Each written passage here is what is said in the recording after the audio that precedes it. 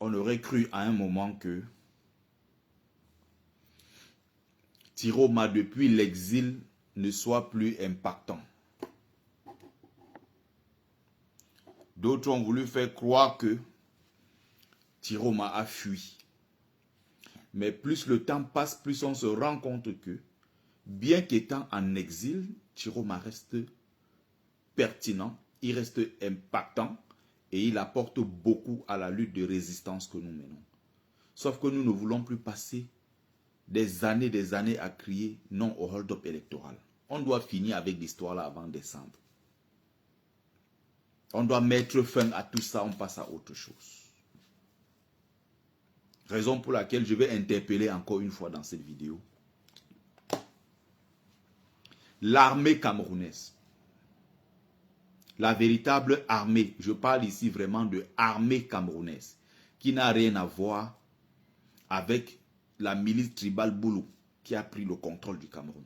C'est-à-dire qu'il y a la véritable armée camerounaise qui doit prendre les devants, qui doit prendre ses responsabilités.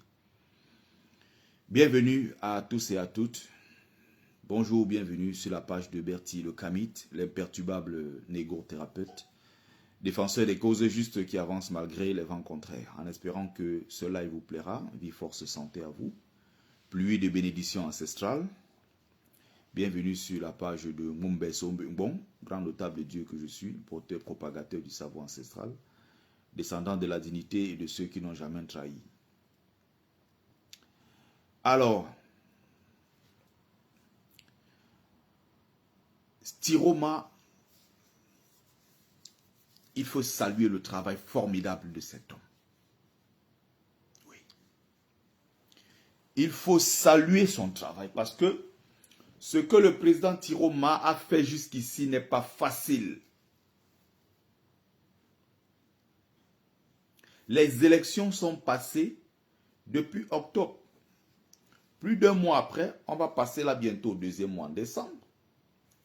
Tiroma impacte toujours sur les populations. Là, il a annoncé ville morte, dimanche, lundi, mardi, du 30 au 2. Le pays est déjà en train de bouger. Les gens sont déjà en train de se mettre au pas, en ligne de bataille. Les gens sont déjà en train de se préparer pour ce moment de ville morte. Ça veut dire quoi? Ville morte, si Tiroma donne le mot d'ordre, ça veut dire que le peuple camerounais le reconnaît comme étant son président. Il y a quelqu'un qui est là du RDPC qui dit montrez votre force aux régionaux. Est-ce que vous comprenez ce qui est en train de se passer? Si on part aux élections régionales, ça veut dire qu'on a validé le gouvernement en place, puisque qui organise les élections régionales? Qui va organiser les législatives et les municipales? C'est le régime illégitime de Paul Biya. Tu pars à une élection en octobre, tu renverses, tu gagnes le RDPC. Tu gagnes le pouvoir en place. Il refuse de te donner le pouvoir. Il s'installe, il s'accroche sur le fauteuil présidentiel. Allez, polygone, à la poubelle. Je rappelle que ici, je ne bloque pas. Je ne mute pas les gens. Donc, je ne te donne plus jamais la chance de revenir sur ma page. Donc, Amara, il faut aussi faire attention à toi. Il y a l'autre là, polygone, qui a dit Tintin Bamileke. Il a été bloqué. Toi, Amara, tu continues, tu seras évidemment viré. Je ne suis pas ici pour me faire des amis. Encore une autre racaille que je dois bloquer. Voilà. Tony quoi là, une autre racaille bloquée. Donc, quand vous gagnez, quelqu'un me dit qui a organisé la présidentielle, à partir du moment où on dit campagne, quand le mandat du président finit, il y a une période tampon entre le moment où le mandat du président qui est au pouvoir et l'organisation jusqu'à la prestation de serment, il y a une période de tampon. Donc, c'est un peu comme pour dire que c'est Paul Biya qui a organisé les élections. C'est que, sauf que toi-même, l'idiot dans l'histoire, tu ne comprends pas ce que tu es en train de raconter. Oh, je suis occupé. Les gens qui m'appellent là, tout ça, je suis occupé. Donc, si Thiro m'a pas aux élections législatives et municipales, aller au municipal ou bien aller au régional, c'est validé en fait. C'est-à-dire que je reconnais que Biya a gagné. Puisque son mandat de 7 ans est en cours, le mandat usurpé de Thiroma, n'est-ce pas, est en cours, qui est géré par Paul Biya comme il a fait pour Kamto pendant 7 ans. Donc venir valider une telle élection veut dire en même temps que accepter d'aller à cette élection veut dire que tu valides le président qui est en place. Donc, Issa Thiroma Bakari a été très clair, il n'ira pas aux élections. Il a été très clair, il ne faut pas qu'on joue à ce jeu-là. Il est dans une seule optique, celle de renverser le pouvoir en place. Son objectif au moment où nous sommes en train de parler, c'est quoi? C'est tout simplement renverser le pouvoir en place. Et donc, il y a une diplomatie qui se fait à l'international au moment où nous sommes en train de parler, dans le but de renverser le pouvoir en place. Il n'en a pas les capacités Amara, mais on verra d'ici peu s'il les a ou pas. On ne perd rien en attendant. Mais sauf que, là, je suis face à quelqu'un qui a le discours d'un RDPciste. Donc, moi, je n'ai pas beaucoup de patience avec les RDPcistes. Tout ce qui est sardinat, je n'ai pas de patience avec eux, y compris les sardinats qui sont au sein de ma propre famille. Je ne suis pas très patient avec eux. Parce que je pense qu'on a assez joué comme ça avec le sang des Camerounais. On a assez joué comme ça avec le sang des Camerounais. Soyons cohérents, l'UNDP et le RDPC vont le fumer. On a vu comment l'UNDP a fumé le FNCNC. On a vu comment le RDPC l'a fumé. Les élections qui sont passées, Issa Thiroma a gagné. Il a donc gagné devant le RDPC et il a gagné devant le FSNC. Mais le RDPC, comme d'habitude, a volé. Bon, Amara, tout simplement, je t'invite à arrêter avec tes commentaires. Je vais rester concentré dans mon live. Je crois que je vais consacrer peut-être 5 à 6 minutes. Et je vais être concentré dans mon live. Alors, on va continuer le live. C'est au peuple camerounais de se mobiliser comme il le faut. Mais aussi, il faut préciser que nous comptons sur l'armée camerounaise. Et j'insiste bien ceci. Je parle de l'armée camerounaise. Je ne parle pas de la milice tribale. Au sein de cet ensemble-là, il y a une véritable armée camerounaise qui doit éclore. Il y a une véritable armée camerounaise qui doit s'affirmer, qui doit prendre les devants. L'armée camerounaise, c'est quoi? Elle est composée des hommes patriotes, des hommes qui sont formés pour protéger et défendre le Cameroun. Mais à côté de cette armée républicaine, il y a une milice tribale qui prend trop de place et qui dérange. C'est la milice tribale Boulou. Il faut préciser ça. Très important. Donc, pendant toutes ces années, ils se sont maintenus. Pourquoi? Parce qu'il y a des gens qui ont dit, nous sommes là, nous protégeons Biya, notre frère du village, et nous sommes prêts à mourir pour Paul Biya. Aucune institution internationale ne reconnaît Issa Thiroma. Donne-moi le nom d'une seule institution qui reconnaît aussi Paul Biya. Aucune. Donc tu ne racontes que des conneries. Qui a félicité Paul Biya? Quelle instance internationale a reconnu Paul Biya comme président? Issa Thiroma Bakari est en train de travailler. À l'international, il est en train de faire un travail formidable.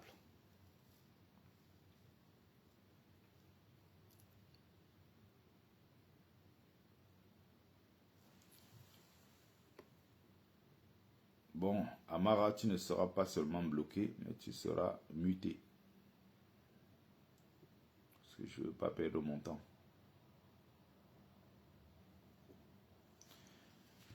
Je ne vais pas perdre mon temps à répondre aux gens qui viennent perturber mon live. Alors, tu as été muté.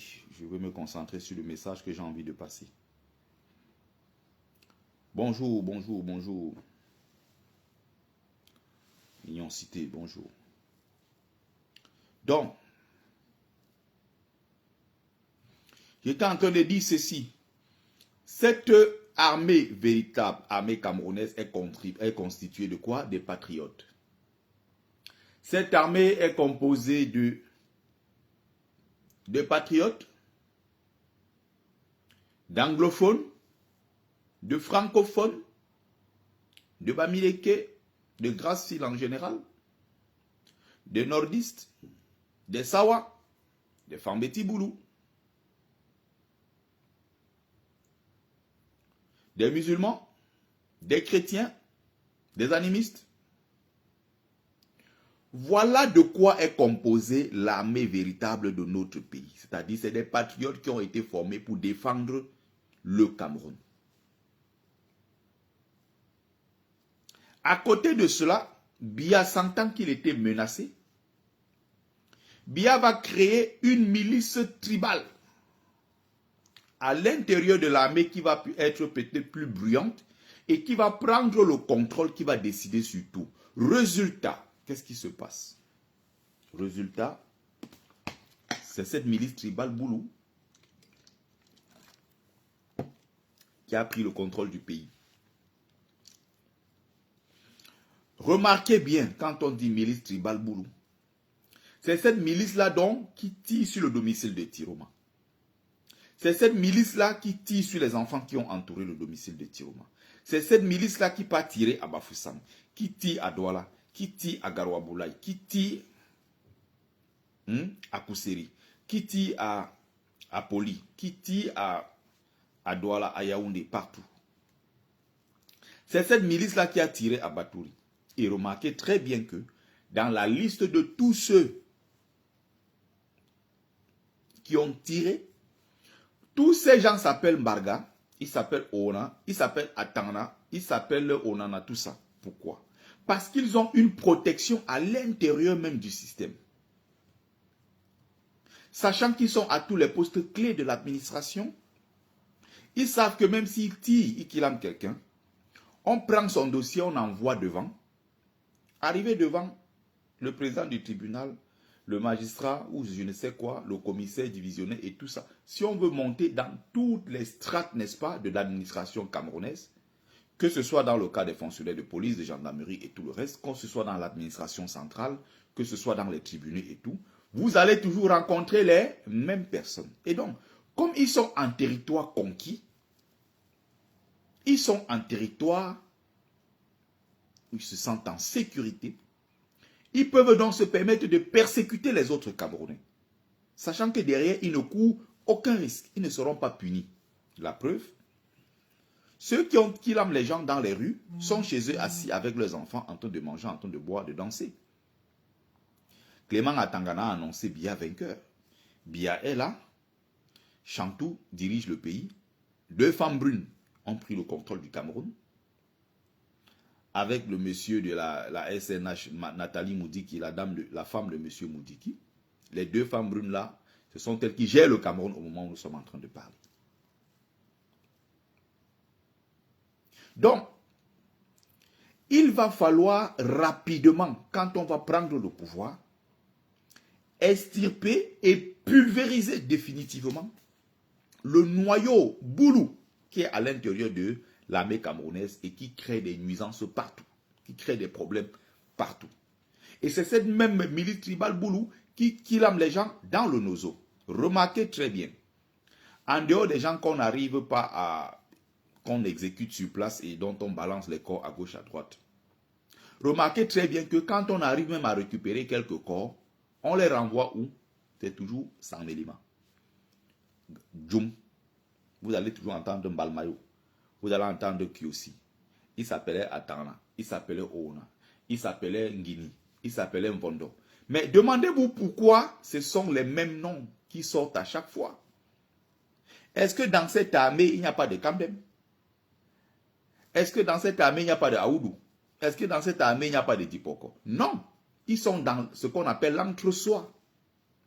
Ils ont pris le temps de construire tout cet arsenal-là à leur image. Ils ont pris le temps d'implanter leurs tentacules partout en mettant leurs propres enfants qui vont contrôler le système actuellement et de mettre leurs rejetons à l'intérieur de l'ENAM. Ce sont eux demain maintenant qui vont perpétuer le système. Demandez-vous comment on dit que mais on a killé les gens dans le Nozo. Les militaires sont tombés. Mais tous ces militaires qui tombent portent les mêmes noms d'une même région. Ce ne sont pas les militaires camerounais. Ce n'est pas l'armée du Cameroun. Non. C'est une milice tribale boulou à l'intérieur de l'armée qui en réalité a pris le contrôle. Ça veut dire que les gens qui sont des militaires véritablement formés, qui sont bamilekés, si vous les envoyez à Douala, vous dites allez tirer, c'est des gens qui n'ont pas envie de tirer sur les populations. Comme ce qui s'est passé dans le Nord, vous croyez que vous prenez Aoudou et tout ça, vous dites allez tirer, il va tirer sur ses frères. Il va arriver, il va parler le patois avec eux. C'est pourquoi vous avez vu François Pelené, on a envoyé dans le Nord, on a dit va tirer, il a dit qu'il ne part pas. Va arrêter Tiro Matiti sur lui, il ne part pas. On a pris qui? Ngouet. On a dit à Ngouet, va mener l'opération pour qu'on attrape Tiroma. Donc, quand ils partent partout, remarquez très bien que, c'est pour ça que je parle de la véritable armée camerounaise doit naître. Et la milice tribale boule doit être pulvérisée au profit de la véritable armée camerounaise.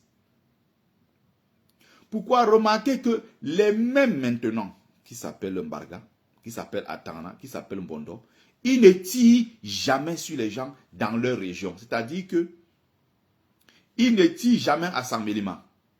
Montrez-moi là où vous avez vu à Saint-Mélima. Ils ont tiré sur leur propre population. Tu ne peux pas envoyer Mbarga. Tu ne peux pas envoyer Awono, Ngini. À Mbalmayo, tu lui dis d'aller tirer. À Konolinga, tu lui dis d'aller tirer. À Ebolova, d'aller tirer. À Kiosi, d'aller tirer. Il ne va pas tirer là-bas parce qu'il sait qu'il y a de fortes chances qu'en tirant, il tire sur ses propres frères.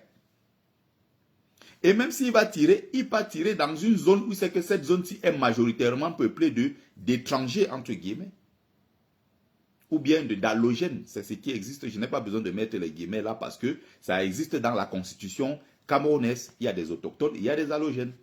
Donc quand vous voyez ce qui s'est passé à Garoua-Boulaye, qui est bien l'est du Cameroun, une bonne partie de Garoua-Boulaye ici est peuplée des populations du Grand Nord. Donc quand on les envoie là-bas, tirer sur les gens, ils sont convaincus que comme ils tirent là, 99% de chances, il n'y a pas leurs frères à l'intérieur. Parce que leurs frères sont de l'autre côté et ils ont fait des vidéos pour dire que non, ils sont des Makas, ils sont des autochtones, ils sont des vrais gens de l'Est. Ils n'ont rien à voir avec ceux qui sont en train de manifester et que ceux-là sont des voyous, ce sont des étrangers qui sont venus occuper leur terre. On a vu des vidéos de ces gens-là qui étaient en train de dire que non, nous sommes des autochtones, ici c'est chez nous, c'est notre village. Allez faire ça à l'ouest, allez faire ça au nord là-bas avec votre mouton de Tiroma. Voilà le fond du problème au Cameroun. Une armée donc fortement tribalisée, qui mène toutes ses opérations et qui est portée par un idéal, qui est portée, je veux dire, par un seul projet, le projet de maintien au pouvoir, de fossilisation du gouvernement en place, qui est chapeauté par le frère du village. Voilà la logique, il ne faut pas s'attendre à autre chose. Donc quand on lui dit, va à Bafoussam, en tant que Mbarga, en tant que Oona, quand il arrive à Bafoussam, il va faire un carnage. Il va canarder les gens parce qu'il sait que parmi tous ces gens-là, il n'y a pas ses frères dedans. S'il y a un Atangana, il y a un Oono, ça fait partie des dégâts collatéraux. Peut-être là-bas, c'était un fonctionnaire de police, un fonctionnaire, peut-être un proviseur de lycée ou un enseignant de lycée, je ne sais pas, quelqu'un qui travaille dans la douane, bref, quelqu'un qui travaille en tant que fonctionnaire camerounais qui a été affecté à l'ouest. Mais sauf qu'ils ne sont pas nombreux. Donc voilà quelqu'un qui dit, ok, donc te demander de faire le désordre chez toi, c'est du tribalisme. C'est ça. Et tous ces gens-là portent les mêmes noms. Awono, Mbarga et tout ça. Je vous ai dit, je suis au laboratoire. Parce qu'il faut comprendre ce qui arrive au peuple Boulou. Est-ce que ces gens-là sont conscients qu'après Paul Biya, ils vont vivre avec les autres Camerounais? Parce que Biya finira par partir. Est-ce que vous avez conscience que après Biya, vous serez appelés à cohabiter avec vos frères que vous êtes en train de mépriser aujourd'hui? Le moment viendra, vous allez pleurer. Je dis toujours ici que je prie pour les Boulous. Après le départ de Paul Biya, il y a peut-être des gens qui n'ont pas encore montré un autre visage. Et vous le verrez le moment venu. C'est pour ça que la plupart des anciens ont peur. Et c'est pour ça qu'ils disent à leurs enfants, attention, il ne faut jamais laisser que le pouvoir soit pris par un nordiste. Parce qu'ils vont rendre la pièce. Rendre quelle pièce? Parce qu'ils savent ce qu'ils ont fait aux nordistes en 1984. Avec le faux coup d'État. Un faux coup d'État qu'ils avaient eux-mêmes organisé. Pour pulvériser, nettoyer tous ceux qui étaient du Nord et qui étaient dans l'armée et dans l'administration fidèle d'Aïdjo. Et maintenant, ils ont donc peur des représailles. Ils ont peur donc de la flèche au retour. Il y a donc une dame qui tient le discours que nous connaissons. C'est les Bami qui vont pleurer après Paul Biya. Nous attendons que cette période arrive et que nous pleurons. C'est ce que nous attendons. Il y a ceux qui ont fait des vidéos pour dire que on va vous montrer. C'est le seul qui sauve le peuple bamileke encore, c'est que Paul Biya est encore en vie. Le jour où Paul Biya ferme l'œil, on va vous montrer quelque chose dans ce pays. À ceux-là, j'ai juste envie de donner une réponse. Mais il ne faut pas parler trop fort. Il ne faut pas parler fort. Est-ce que vous êtes prêts donc à écouter ma réponse? Puisqu'il faut que je réponde en fait. Est-ce que vous êtes prêts à écouter? Tirez bien vos oreilles parce que je vais répondre dans quelques secondes. Les Bamileke sont prêts. On attend que ça depuis.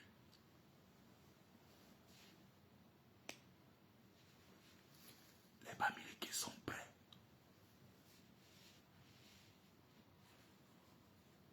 Nous sommes au laboratoire depuis des années. On est à l'intérieur du lac comme on est en train de travailler. On est en train de faire des choses. On se prépare. Les Bamileke sont prêts. Il n'y aura pas de second génocide. Le jour que vous allez perdre la route, quelque chose va vous arriver, vous n'allez pas croire un seul instant. Parce que nous sommes nombreux. Parce que nous sommes puissants. Parce que nous avons l'argent, même s'il faut qu'on achète les armes. Nous avons l'intelligence. Nous avons tout. Donc, ceux qui veulent perdre la route pour aller dans ce sens, bon courage. J'ai dit bien. Il veut me faire un peu le genre. ça fait rigoler ça. Ou c'est Janou nous veut me faire rigoler en fait. Il dit que vous voyez, vous voyez, tu viens de dire que le peuple Boulou va pleurer. J'ai dit ça ici depuis des années. C'est maintenant que tu apprends ça. Il dit que les Boulous, et quand je dis Boulou ici, je parle de la tête, je ne parle pas de la queue. Quand je parle des Boulous ici, il faut savoir que dans Boulou, j'englobe tout ce qui est Fambeti Boulou, c'est-à-dire le centre, le sud et l'est, les trois régions là. Puisque vous êtes les esclaves des Boulous, donc vous êtes chapeautés par les Boulous. C'est les Boulous qui décident si vous donnez un morceau de manioc ou un morceau de plantain et tout. C'est les Boulous qui décident. Le département le plus puissant du Cameroun s'appelle le département du Dja et Lobo. C'est le département du Dja et Lobo qui décide du sort de tous les autres départements. C'est Paul Biya qui décide. Donc même vous qui êtes à Yaoundé, la capitale c'est chez vous, mais c'est un Boulou qui est sorti de l'autre côté du sud, qui est venu prendre la capitale et qui dirige. Donc les gens comme on appelle les Ewondo, tout ça, les Manguissa, les Bachenga, tous ces trucs-là, vous êtes derrière. C'est pour ça que quand je parle généralement des Boulous. Dans vos petits mots du RDPC, là, vous ne faites peur à personne. Dans elle veut faire les choses du RDPC. Genre, on effraie les gens. Bonjour Youbas. Bonjour Tatamon. Myriam Photo, ma personne. Bonjour. Donc, elle veut faire un peu genre, on effraie les gens en disant, ah, vous voyez, tu viens de dire que les Boulous vont pleurer, mais j'ai dit ça depuis des années ici, les Boulous vont payer. Tu n'es pas au courant? D'une manière ou d'une autre. C'est pour ça d'ailleurs que vous avez peur de perdre le pouvoir. Non, ce n'est pas parce que vous aimez tant le pouvoir que ça, non, c'est que vous vous dites, attention, si les nordistes prennent le pouvoir, nous on est morts en guerre. Parce que les nordistes vont rendre coup pour coup. On les connaît. Peut-être qu'ils ne parlent pas trop, mais c'est des gens très rancuniers. Très, très rancuniers. Je vous l'ai mis ça ici. Je ne veux pas ressortir le livre à chaque fois. La partie où Aïdjo dit,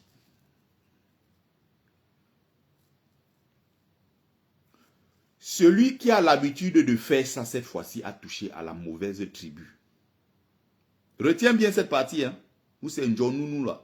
Njanounou, c'est à toi que je m'adresse. Puisque tu es là visiblement pour défendre les Boulous. Il y a quelqu'un qui s'appelle Gilbert Tungi Anze. Boulou. Qui est un assassin. Criminel. Et c'est lui dont le boucher des Bamileke. Parce qu'à l'ouest, il va faire un carnage. C'est lui qui contamait les têtes de nos parents à Konsamba partout. On jouait au pouce-pion avec le ballon et on mettait les cigarettes comme ça pour les humilier. Gilbert Tungi Anze. Et donc, quand il a fini le sale boulot avec les Bamileke, on est dans les années 60, en 63, à l'époque, il est préfet en Konsamba. Ce sont eux qui vont faire des massacres, qui vont killer les gens à l'ouest un peu partout. Et jusqu'aujourd'hui, hein, la ville de Konsamba, ça fait plus de 70 ans. Tous les préfets du département du Mungo, Boulou, ils sont Boulou. Ils ont pris une seule fois un Bamoun. Le Bamoun là n'a pas fait un an. On a encore changé. On a mis les gens de Yaoundé. C'est les Boulous depuis 70 ans. 60 ans, bientôt 70 ans. Qui sont préfets en Konsamba. Ils ont fait des massacres. Celui donc qui s'appelle Gilbert Tungi Anze, mort à Bruxelles en 2007, sans être inquiété par l'armée camerounaise, par la justice camerounaise, sans être inquiété par la justice internationale. Quand il va donc finir le sale boulot avec les Bamileke, il va donc se transformer en boucher des nordistes. À l'époque, il rendait service à Aïdjo. Il va donc continuer le boulot maintenant en massacrant les fidèles d'Aïdjo qui étaient dans l'armée et dans l'administration camerounaise. Ce n'est pas moi qui invente, c'est l'histoire de notre pays. Vous avez ce bouquin-ci en plus que je suis en train de lire en ce moment. J'ai terminé le petit bouquin du fils d'Agatha Moudio. J'ai pris celui-ci. Ce costaud livre de 800 pages pratiquement. Il coûte 48 €. Achetez-le et lisez-le. Donc quand il va faire le sale boulot contre les nordistes, Aïdjo va dire ceci. Encore lui, Gilbert a encore fait ça. Parlant comme ça de ses frères du Nord que Gilbert a killé. Et il a dit, Gilbert s'est trompé cette fois-ci. Il a affaire à un peuple qui n'oublie jamais.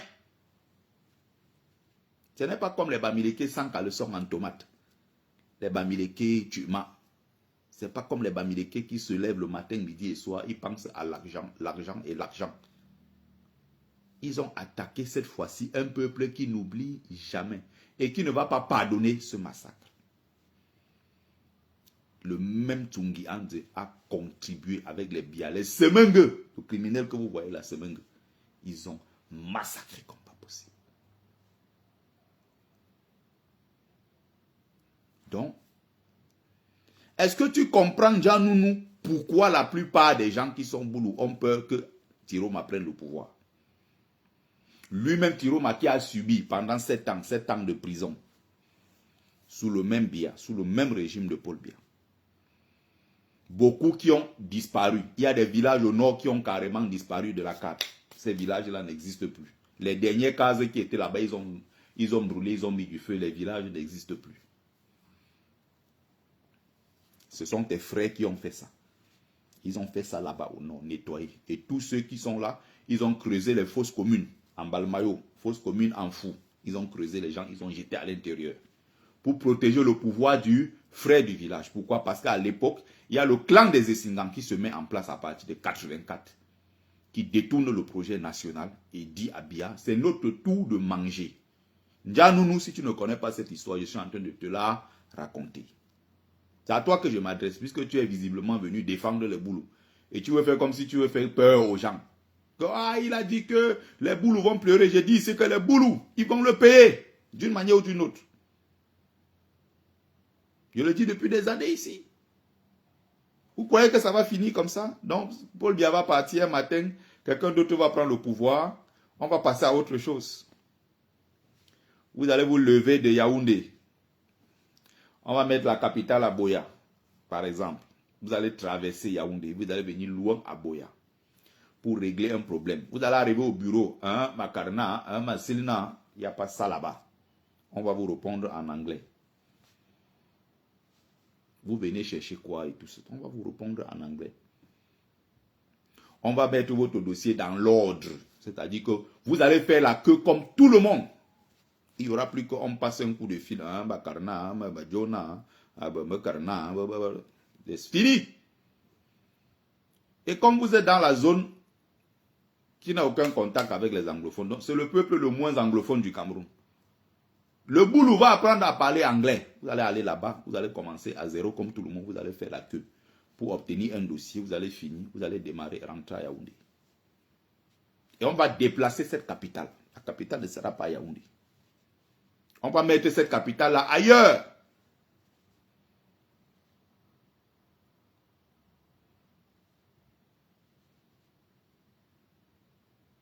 Il était quoi, Obi Matignon? Il était quoi? Il faut me répondre en commentaire, toi qui es crédit. Ou tu ne comprends pas le concept, la notion de boulot dont je parle. Rends-toi crédible, hein? Il faut répondre. Si tu ne réponds pas, tu seras tout simplement bloqué. Ça va de soi. Je n'admets pas qu'on vienne raconter des bêtises sur ma page. Donc, la véritable lutte maintenant,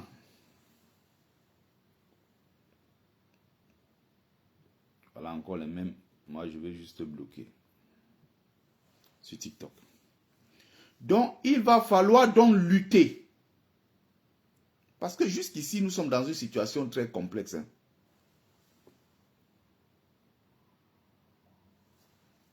Vous comprenez? Nous sommes donc 8 régions sur 10.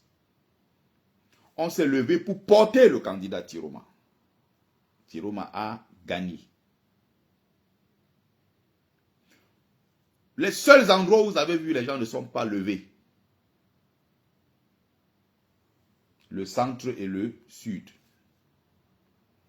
Ils sont restés dans la logique du frère du village. Quand Biya ne sera plus là, peut-être dans le même Cameroun de demain, vous ne serez pas content pour quelque chose. Vous allez sortir massivement. Sauf que vous aurez en face des gens qui vont riposter, qui vont répondre de la même manière ce que vous avez fait aux gens pendant 43 ans. Vous êtes contents pour le moment. Et je vous rappelle que même ceux qui étaient des Fambeti Boulou, qui n'étaient pas proches de Paul Biya, qui n'avaient jamais gagné 5 francs ni quoi que ce soit, obtenu quelque avantage que ce soit de Paul Biya, ils vont être malheureusement dans la sauce. Ils vont arriver quelque part avec le nom d'Atana. On va dire, oh, c'est les mêmes gens. Alors qu'ils n'avaient pas profité du système de Biya. La vie est faite ainsi. Quand on dit au boulot, désolidarisez-vous de ce pouvoir tribal. Tout ce que vous savez faire, c'est venir sur la toile insulter ceux qui ne tiennent pas le même discours que vous. Insulter les Bamileke. dit comment on doit brûler tous les foyers Bamileke. Vous avez même dit que vous avez maintenant votre projet qui consiste à construire les foyers Bamileke, 150 foyers Bamileke au Cameroun. Et vous avez le projet d'installer au moins 100 foyers à l'ouest. Les foyers là seront des foyers vides. Nous allons en faire nos quincailleries, puisque vous n'êtes déjà pas nombreux. Donc, quand je parle vraiment de nombreux ici en termes de chiffres, vous faites à peine 3% à 4% de la population. Vous n'avez pas la même structure. Vous n'avez pas la même organisation sociale. Vous n'avez pas les mêmes choses que les Bamileke.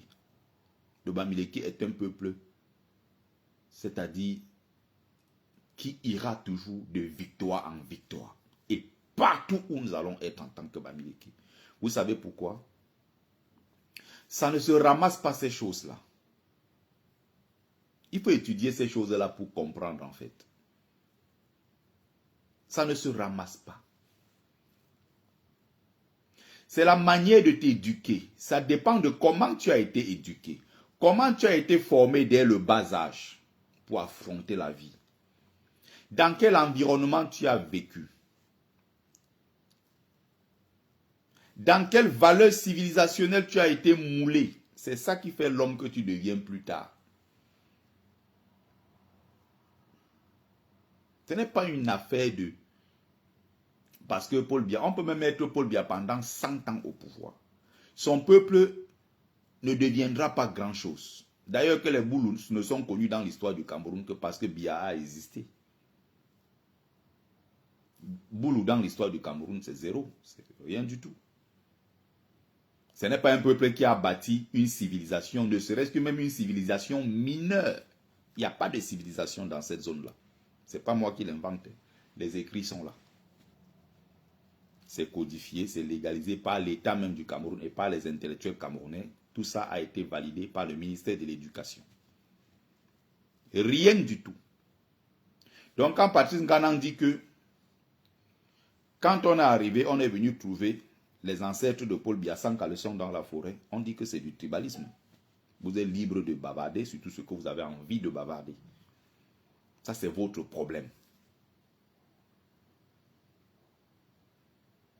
Mais le Bamileke est un homme.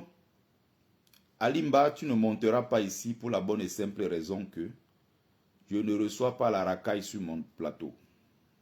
Je ne suis pas là dans vos débats à la con. Vos conneries, ça ne me concerne pas. Je ne te ferai pas monter ici parce que c'est une perte de temps. Tu es juste quelqu'un fait de... enfoui dans un magma de chair. Rien dans la tête, tout est dans le corps. Rien dans le cerveau. Tu es ce qu'on appelle sur la toile les suiveurs. Tu n'as pas de base, tu n'as aucun raisonnement, aucune logique, aucune formation. Tu es comme les moutons qu'il y a nombreux sur la toile. Comme des moutons qu'on voit partout sur la toile, qui se lèvent. Quand tu vas t'asseoir dans un direct, tu écoutes, on a dit telle bêtise, tu t'assois dans un autre direct, tu répètes les mêmes bêtises. Qui t'a dit que moi j'ai le temps à perdre à discuter avec les gens comme vous? Je suis votre camarade. Si tu aimes ce que je fais, tu suis. Si tu n'as pas... Voilà, la même racaille. Je vais juste bloquer la racaille et puis je m'arrête là. Je n'ai pas de temps à perdre avec la racaille.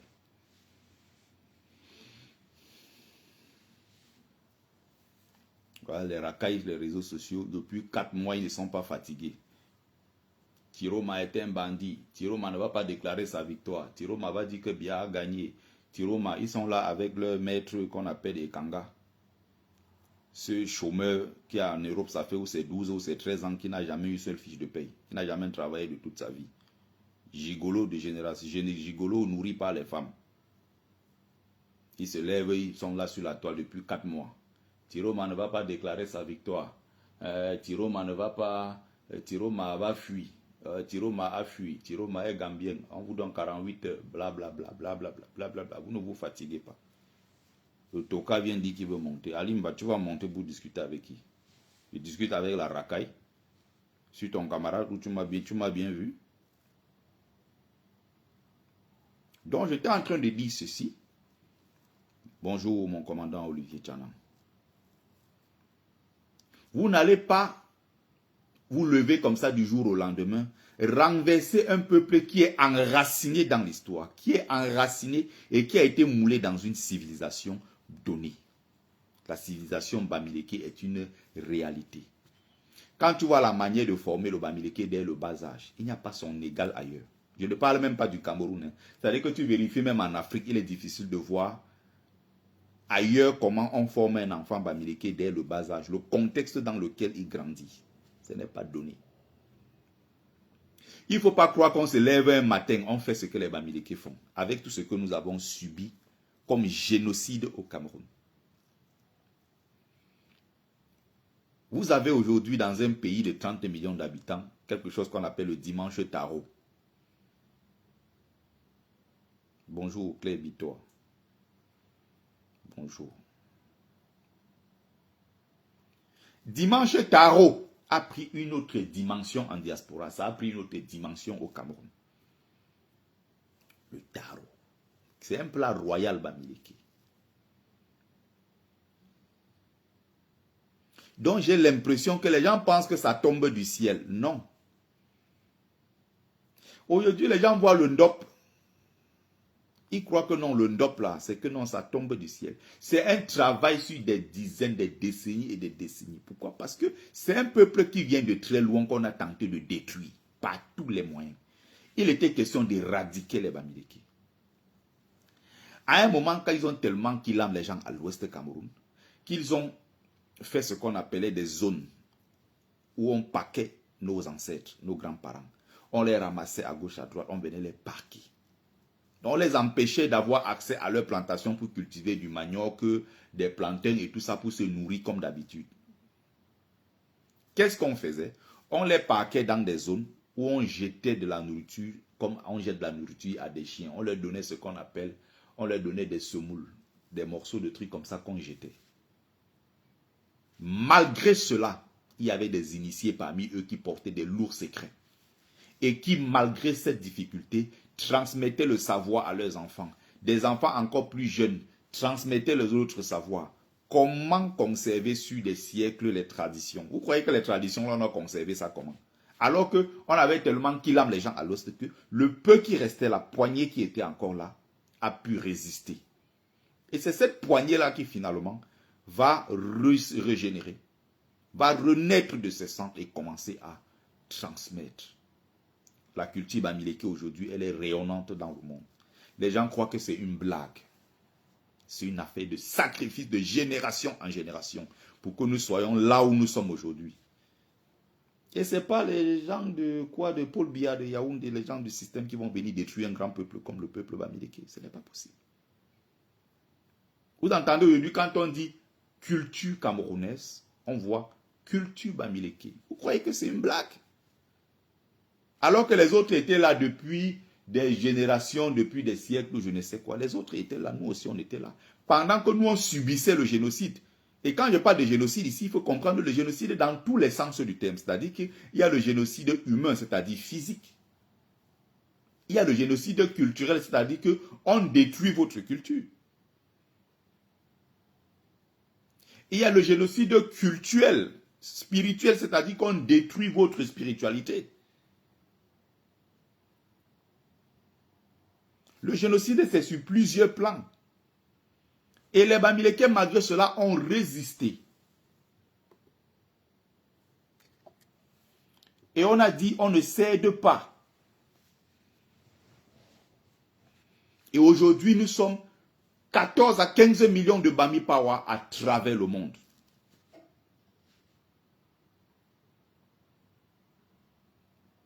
Et les gens pensent qu'on se lève un matin, on vient détruire un peuple comme le peuple Bamileke. Ce n'est pas possible. Biya a essayé avec les Chinois, il a échoué. Il a essayé avec les hommes d'affaires libanais qu'il a fait venir. Il a échoué. Il a essayé avec les hommes d'affaires grecs. Il a échoué. Allez prendre les Pakistanais partout dans le monde entier pour venir au Cameroun, détruire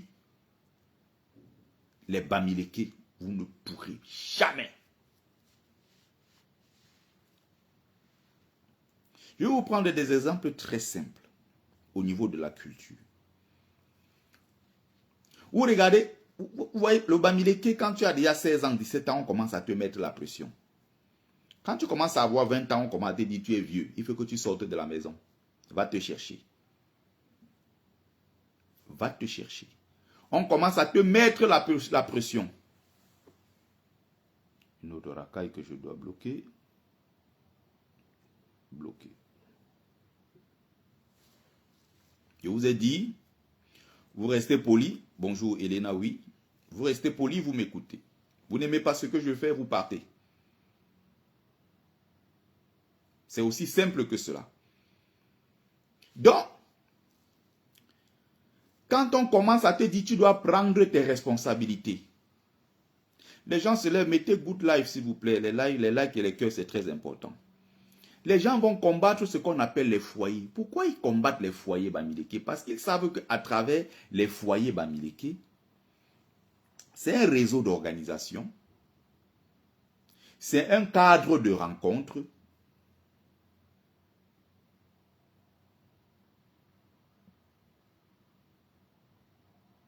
c'est un espace où les gens peuvent échanger, les gens peuvent apprendre des autres. Les gens arrivent dans des villes, on leur dit, allez voir votre frère qui est de tel côté. Ça te fait d'abord, il y a quelque chose d'abord qui te rassure. Ça te décharge d'abord d'un poids. Quand on te dit que tu as quitté l'Ouest, comme le cas de nos parents qui ont quitté l'Ouest, la plupart, qui étaient des gens qui fuyaient le génocide. Ils arrivent à Douala.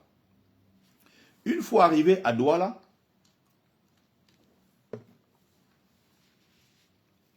on te dit, il y a un de tes oncles qui est sorti de ton village quelque part. Il est installé là-bas, il a conçu une petite maison.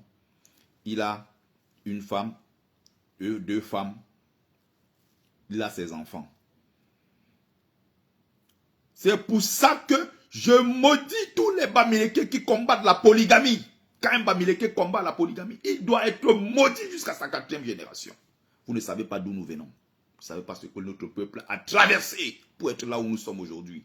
Je vois les enfants Bamileke se lever pour combattre la polygamie. Qui êtes-vous? Quand les ancêtres vous regardent, ils crachent sur vous. Vous ne savez pas d'où nous venons. Les sacrifices, les choses qu'on a subies.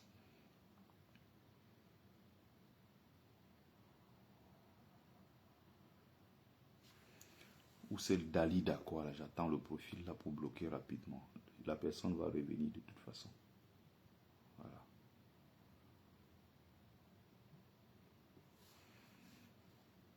Un Bamileke se lève, il combat la polygamie, qu'il soit maudit.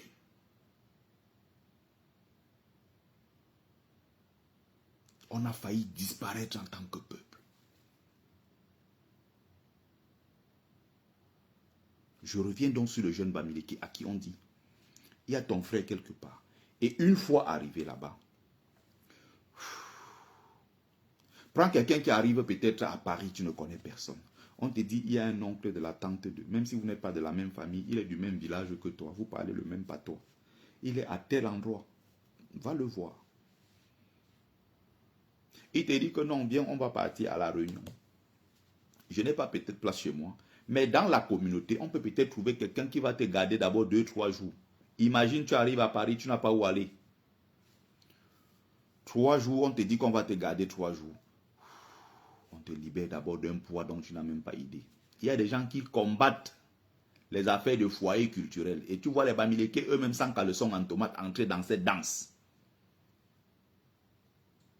Attention. Les gens ont souffert. Les parents arrivent à Douala sans vêtements sur eux. À l'époque encore où on traverse des situations complexes. À l'époque où au Cameroun, on te dit qu'il faut un laisser-passer pour aller d'une ville à l'autre, pour aller à Douala et tout. Et tu arrives donc à Douala, on te dit qu'il y a un nom, quelqu'un qui est de ton village. Tu arrives là-bas, on te dit, ok, tu viens d'arriver, tu vas te débrouiller, ok.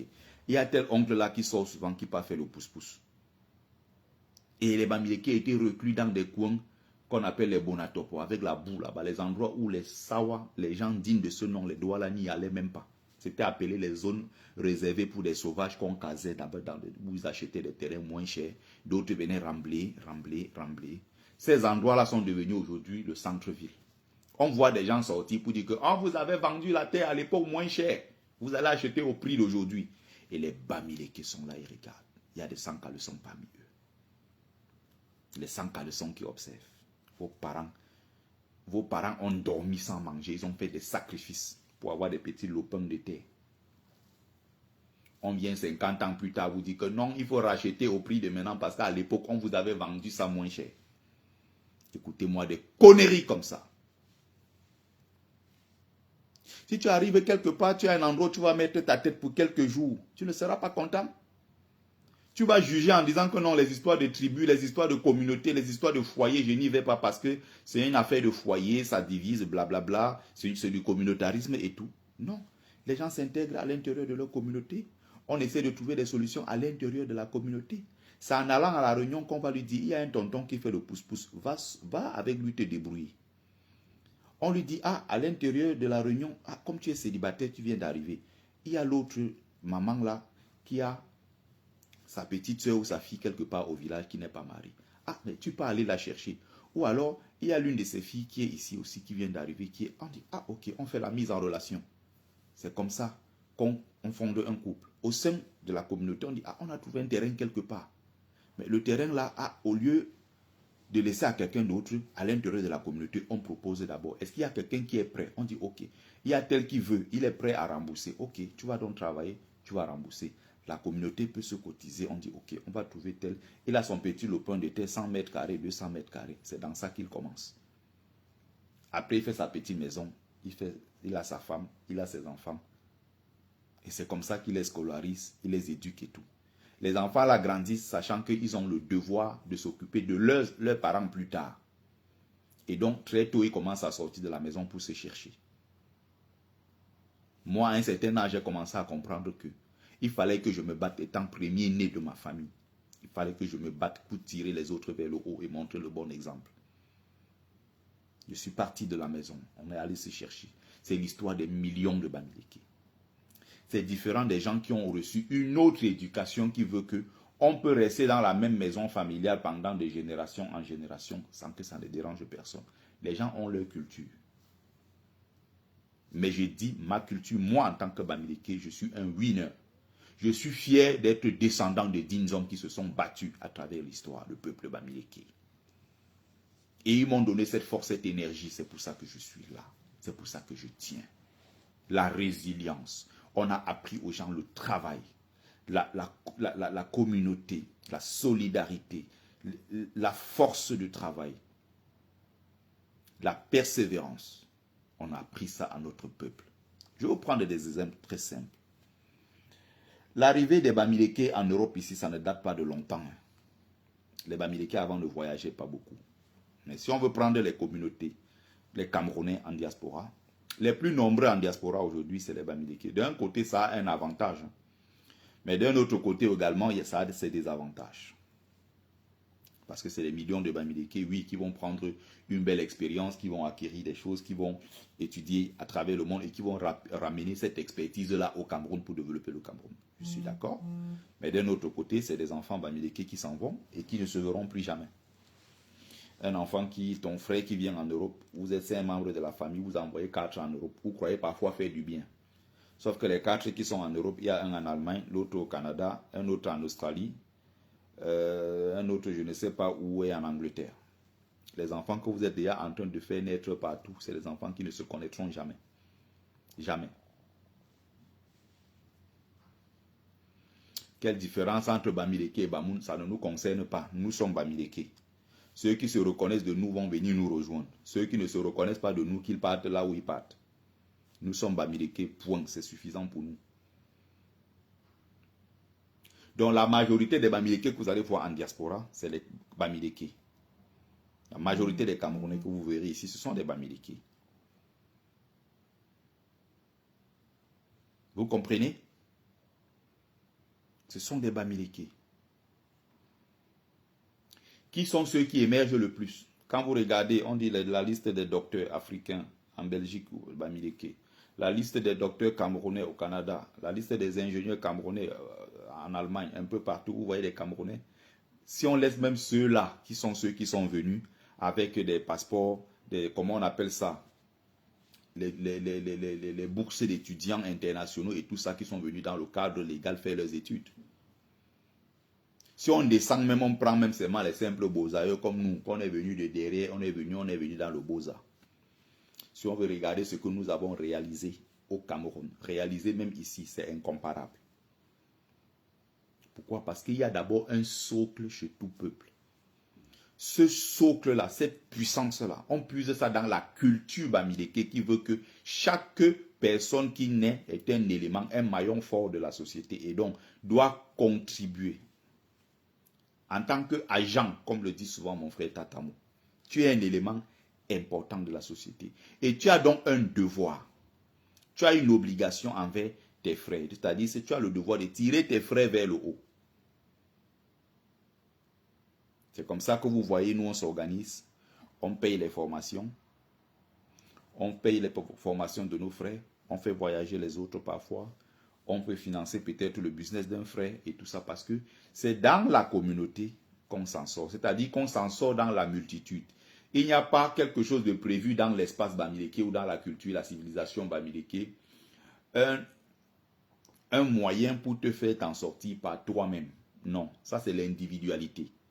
Nous avons une civilisation qui a pour socle la communauté. Et donc la communauté fait triompher tout le monde et non l'individu. On est éduqué comme ça dès le bas âge. Et maintenant, quand on se retrouve dans un environnement quelque part où on est avec les autres frères camerounais, les autres communautés, ça se ressent tout de suite que le bamileke a une structure, même dans sa façon de vivre, même dans sa façon de se conduire. Le bamileke a une structure dans sa façon même de penser.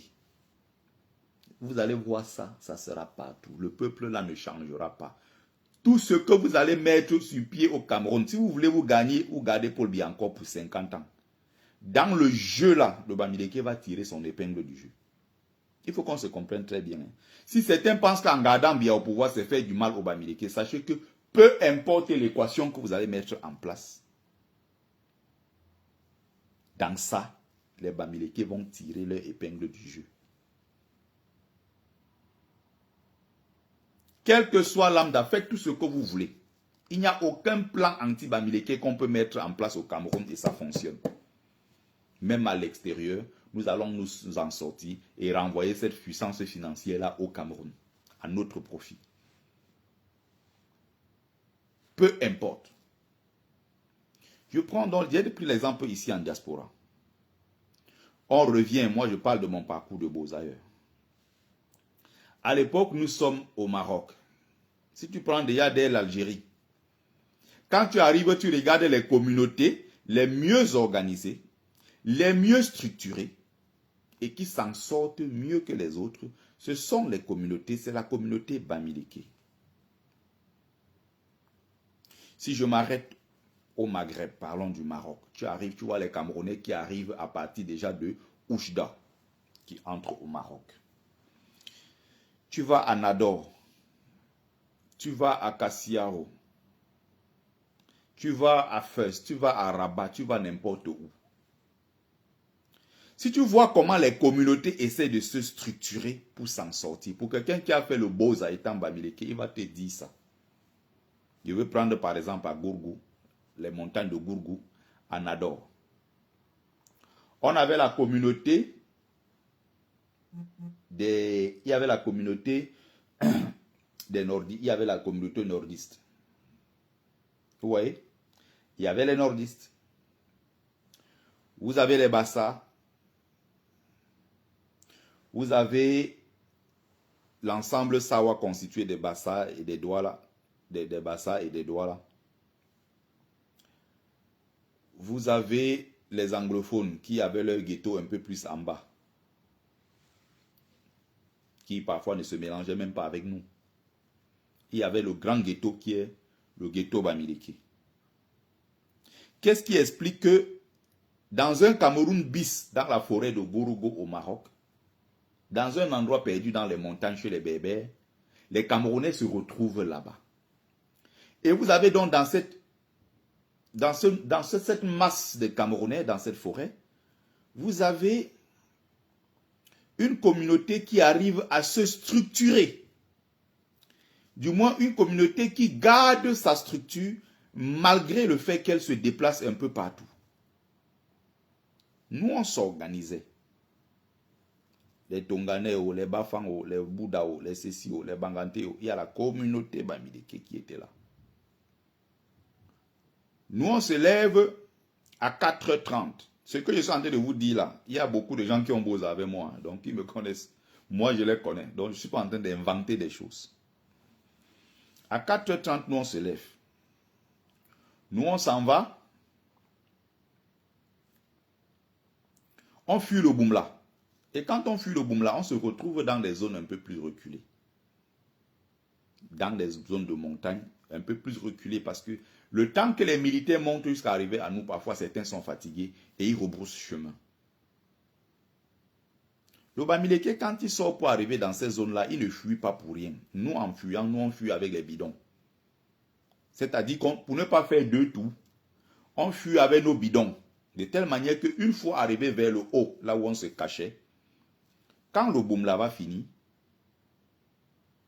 pendant que les autres sont en train de partir, nous on est organisés, on sait que dans la communauté, il y a ceux qui vont chercher le bois. Ils vont chercher du bois. C'est leur travail. En rentrant, nous on commence à casser, on casse les branches d'arbres, on casse les branches, on casse les branches, on casse les branches. Donc, on ne descend pas pour rien. C'est-à-dire que avant de descendre, tu dois descendre avec quelque chose pour arriver au ghetto. Donc, on casse le bois. Ceux qu'on a arrêtés, on les renvoie côté algérien. Ils vont partir, ils vont faire leur 1 semaine ou 2 semaines, 3 jours. Ils vont revenir. Mais sur les chanceux qui vont rester, qu'on n'a pas arrêtés, quand ils veulent descendre, quand les militaires sont partis, ils commencent à casser, ils cassent le bois. D'autres qui vont puiser l'eau vont à la source, ils puisent l'eau. Puisque c'est très éloigné dans la montagne, c'est trop loin au fond. Il y a d'autres qui tendaient les pièges. Il y avait des jours où on a la chance, par exemple, on arrête le sanglier. Ou parfois, voilà, on arrête le sanglier. Donc, on a dans notre communauté déjà des gens qui tendent même les pièges. Est-ce qu'on se comprend? On partage, s'il vous plaît. On envoie le maximum de likes, le maximum de cœur. Et dès qu'on finit, on redescend. Il y a ceux qui gardent le matériel, c'est-à-dire que dans la communauté, telle que nous on est organisé, il y a ceux qui gardent le matériel. Le matériel, c'est quoi? C'est ceux qui gardent les marmites, ceux qui gardent les bâches, parce que parfois il pleut. On a besoin de construire nos petites tentes et tout pour se mettre à l'intérieur. On a surtout les besoins des couvertures. Il y a ceux qui protègent, qui gardent ça. Voilà comment nous on se structure. Et quand nous on arrive en bas, là où tout le monde se met et tout, là où on se place dans les zones de rochers, bon, la zone de récréation si vous voulez, où on se retrouve avec tous les autres Camerounais et donc toutes les autres communautés. Moi, j'étais de ceux-là, puisque j'ai la facilité avec la langue, je parle facilement avec les Arabes, je suis arrivé, j'ai vite appris, je communique avec eux plus facilement. Moi, je vais dans les marchés, moi, je vais chercher la nourriture. Moi, je vais chercher de la nourriture. Moi, je vais dans des marchés, je vais loin, juste dans les Bénichiques, là-bas, dans les zones de montagne, 10-11 km dans les montagnes, là-bas. Nous, on va chercher la bouffe là-bas. Soit on va au marché de Nador, qui est très risqué, au marché de Beni Ensar. On va dans des zones, c'est comme ça que, à un moment, je dois monter avec la nourriture pour aller déposer au ghetto pour qu'on prépare. Il y a entre-temps, ceux qui sont des commerçants dans le même groupe, qui se sont levés depuis 4h30, ils sont allés chez le boutiquier arabe chercher du pain, avec du beurre, des chocolats, des trucs. Ceux qui ont acheté aussi la farine pour faire les beignets haricots. C'est-à-dire que même dans le Boza là, on est structuré dans notre Boza. Je ne sais pas si les gens mesurent ce que je suis en train de dire. Ce n'est pas une affaire, c'est-à-dire que quand tu as grandi, tu as été élevé dans ça, c'est quelque chose que tu portes en toi et tu marches partout avec. C'est comme ça que On vient le soir maintenant. Il y a d'autres que c'était les spécialistes juste pour préparer. Ils préparent. Ils sont là, ils cuisinent, ils cuisinent, ils cuisinent, ils cuisinent. Quand on finit maintenant, on dépose, on sert. Chacun mange. À côté maintenant, tu as d'autres ghettos, d'autres communautés. Ils n'ont pas la même organisation. Résultat, le soir, quand nous on veut manger, d'autres traversent, ils viennent faire ce qu'on appelle lire les jeux. Heureusement, quand je parle ici, il y a des gens qui ont fait le beaux avec nous. Ils sont là, ils sont en train de commander. Ils savent de quoi je parle. Quand je parle de la structuration, la manière dont on éduque le Bamileke, la manière de le former, il porte en lui ses valeurs, il porte en lui les idéaux de ses ancêtres.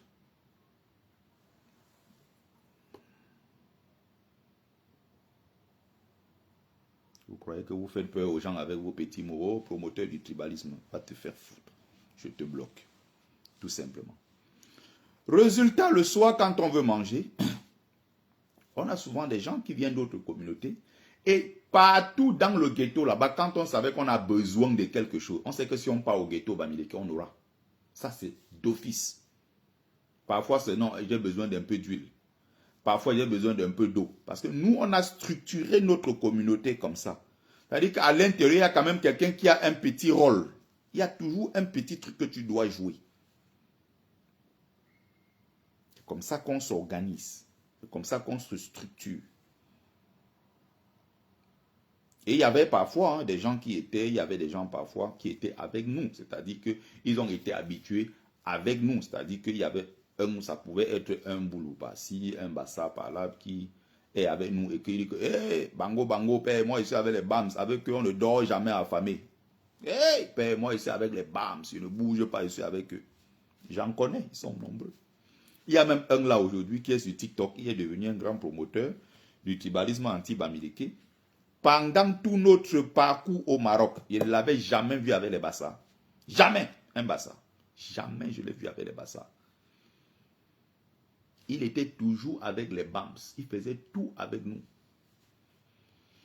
Moi, je passe souvent sur leur page TikTok. Je m'assois, je regarde, il est là. On est en train de laver les Bamileke. Lui-même, il entre dans ça, il lave.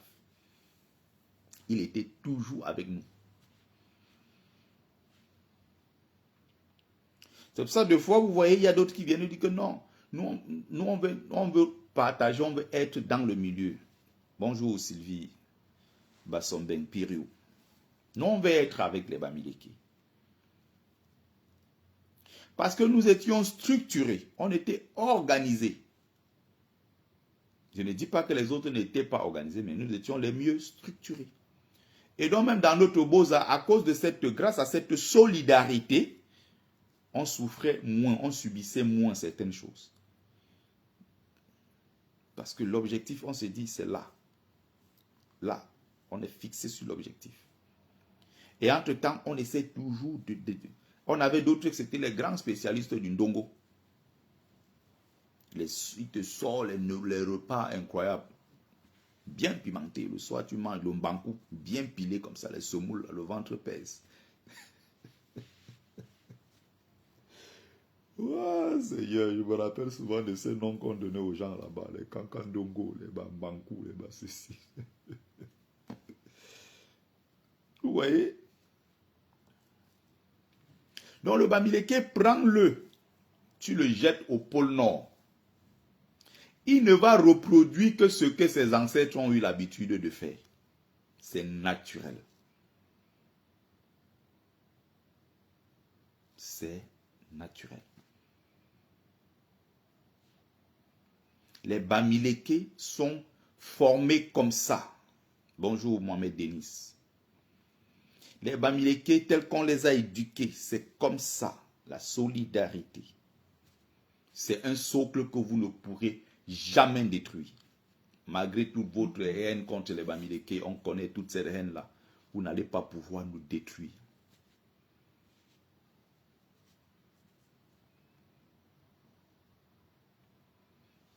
Il y avait des gens qui disaient que non, nous on veut, non, non. Même dans le Beaux-Arts, quand tu prends même à Tanger, si je laisse Nador, je viens du côté de Tanger. les Bamileke du côté de Tanger avaient la même organisation, la même structuration. Et à un moment, il y avait ceux aussi qui étaient dans le business, c'est-à-dire qu'il y a des gens qui sont donc des passeurs, c'est-à-dire que ceux qui sont devenus des grands passeurs dans le business de faire voyager les gens, vous allez remarquer donc parmi les Camerounais, c'était des Bamileke. C'est un business déjà, il faut un capital. Il fallait connaître les Arabes qui font dans cette, c'est-à-dire qui ont des voitures qui transportent des gens pour amener vers le bord du fleuve, le bord de la mer, qu'on appelle les automafias. Il fallait connaître les Arabes qui sont les passeurs dans ce domaine-là. En fait, c'est tout un réseau et il y a des gens que tu dois connaître à l'intérieur pour pouvoir toi-même créer ton propre business. Et c'est un business qui est très rentable. Mais ce rentable-là, je mets ça entre guillemets. Il y a beaucoup qui, même dans ça, ont pu se faire beaucoup d'argent. Qui se sont fait beaucoup d'argent dans ça, qui ont réalisé beaucoup de choses. Mais bon, moi, je mets ça entre guillemets. Il y a pour certains qui pensent que c'est du bon argent. D'autres se disent qu'ils font leur business. Mais encore une fois, je dis c'est un métier sans cœur, comme je l'ai intitulé, comme je l'ai mis dans mon livre, dans l'un des chapitres. Passeur, un métier sans cœur. Donc, quand on vit en tant que communauté, quand on a une structure en tant que communauté, cette structure-là, on ne la perd pas, même si on se retrouve du jour au lendemain au Japon. Si tu veux, tu prends les autres, tu mets n'importe où. S'ils ont eu la chance d'avoir une structure, d'avoir grandi dans un environnement avec certains codes, avec des valeurs et tout ça, ils ont tendance à reproduire la même chose. Et donc, vous allez peut-être détruire la surface, mais vous n'allez jamais vraiment pouvoir détruire l'intérieur. Parce que c'est difficile de détruire véritablement à l'intérieur. Donc, voilà.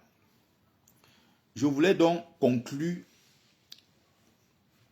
en invitant ici l'armée républicaine à s'organiser pour libérer le peuple camerounais. Je parle ici de la véritable armée de notre pays. Je ne parle pas de la milice tribale Boulou. Franck Tchangam, le livre est disponible toujours, je le vends moi-même. Si tu veux le livre, tu m'écris, je t'envoie un exemplaire dédicacé. Tu payes par Wero ou bien tu payes par PayPal. Le livre arrive chez toi 3 jours après. Le livre était sur Amazon, mais il y a des problèmes en ce moment. Je vais pouvoir relancer sur Amazon le moment venu, mais je l'ai toujours vendu moi-même depuis 2020, à l'apparition du livre. Donc, la milice tribale qui a pris le Cameroun en otage a intérêt à ce que Biya reste au pouvoir. La véritable armée camerounaise patriote doit s'organiser pour arracher donc ce pouvoir et remettre au peuple. Nous avons 8 régions sur 10 et ils ne peuvent pas nous dépasser puisqu'il n'y a que le centre et le sud qui est reclus dans un coin là-bas qui est soutien encore aujourd'hui de Paul Biya. Les 8 autres régions du Cameroun sont du camp de Issa Tiroma Bakari qui dirige encore, qui donne des ordres et le peuple obéit. Le peuple obéit pourquoi? Parce que le peuple se reconnaît en lui. Le peuple l'a élu.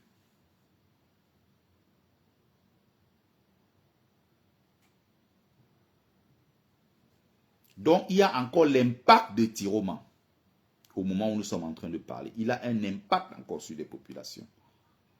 Mais il ne faudra pas que ça dure trop longtemps. On se comprend?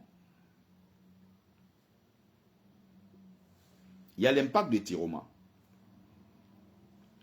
Merci Somrek. C'est d'ailleurs un très bon livre que je recommande. Ça a aidé à voir ce que sont réellement les réalités des Beaux-Ailleurs. Donc, tu vois, je le vends depuis 2020, hein, donc il y a des milliers de gens qui l'ont lu à travers le monde. Mon livre, d'ailleurs, est lu dans des universités. Hein. Dans des universités aux États-Unis, il y a beaucoup qui font des mémoires dessus, d'autres qui font des thèses même d'ailleurs dessus. Récemment encore, c'était à l'université de Leiden en Allemagne, non, en Hollande, à Leiden, où mon livre était lu. Donc, voilà ce que je voulais apporter cet après-midi dans ma communication de cet après-midi. Voilà le message que je voulais porter auprès, n'est-ce pas, des vrais soldats, des vrais militaires camerounais qui aiment le peuple et qui aiment ce Cameroun-là, qui aiment notre pays, le Cameroun. Le chauffage, je commence à sentir un peu trop chaud.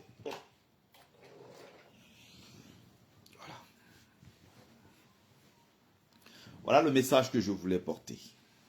Donc, le Cameroun n'est pas une exception dans le monde. Le Cameroun n'est pas un pays hors du monde. Le Cameroun fait partie, n'est-ce pas, de l'humanité, du globe terrestre. C'est pas comme si on était une exception, un pays qui vit dans un monde hors du monde. Non. Ça fait 8 coups d'État en Afrique depuis 2021. Guinée-Conakry, Madagascar, Guinée-Bissau hier, Burkina Faso, Niger, Mali. Il y a eu encore quelques autres pays. 7 ou 8 pays comme ça. Des coups d'État.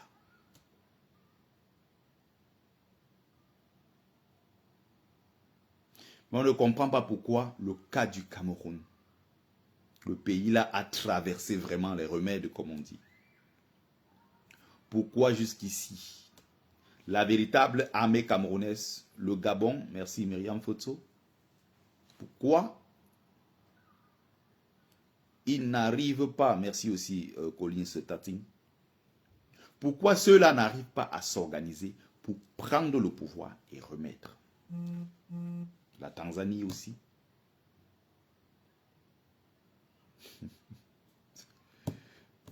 C'est un cas spécial. Il faut effectivement que les choses changent.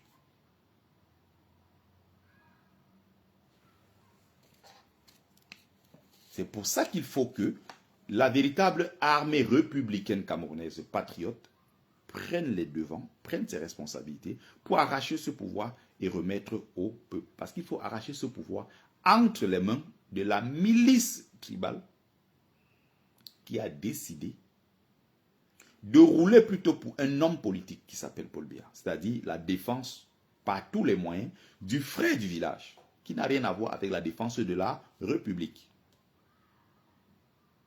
Ce n'est pas la même chose. Donc voilà le message que je voulais passer. Courage au président Issa Tiroma. Courage au peuple camerounais. Courage au peuple du changement. On ne lâche rien. Et courage à ceux-là qui subissent les humiliations. Force à ceux-là qui sont enlevés. Hommage à ceux qui sont partis, qui sont morts pour la République.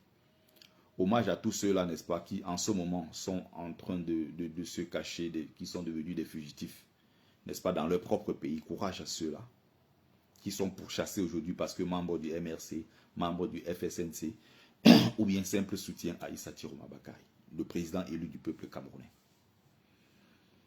Je crois avoir donné l'essentiel ici. C'était Bertie Le Camit, l'imperturbable négro-thérapeute, défenseur des causes justes qui avancent malgré les vents contraires, en espérant que ça vous a plu. Vie, force, santé à vous, puis des bénédictions ancestrales. C'était Mumbeso Mbungbon, grand notable de Dieu que je suis, porteur, propagateur du savoir ancestral, descendant de la dignité et de ceux qui n'ont jamais trahi. Otep, Otep, Otep. Bonjour, mon frère Jackson Wemei, mon brave frère combattant, mon frère de combat. Bonne soirée, brave combattante Myriam Fotso. Yolande Samira, ma soeur de combat.